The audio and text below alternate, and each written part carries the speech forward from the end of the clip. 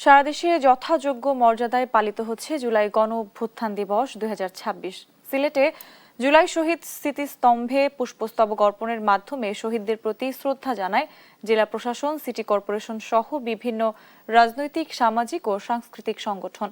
রাজশাহীতে শহীদ সাকিব আঞ্জুমের কবর জিয়ারত, দোয়া, পুষ্পস্তবক অর্পণ এবং আলোচনা সভা সহ নানা কর্মসূচি অনুষ্ঠিত হচ্ছে।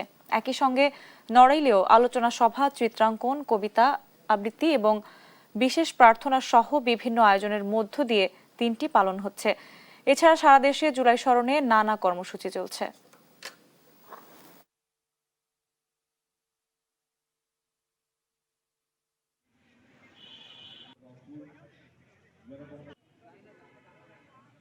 আগামী দিনগুলোতে কোনো সময় যদি এই ধরনের কোনো ফেসিবাদের জন্ম হয়, আমরা অতীতের অভিজ্ঞতা নিয়ে আমরা এই ফেসিবাদের বিরুদ্ধে রুখে দাঁড়াবো।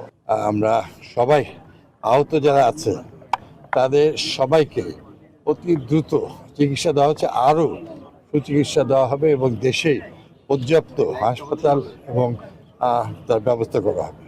এদেশের আর কোনো বীর সূর্য সন্তানকে যেন ছেলের মতন জীবন না দিতে হয়।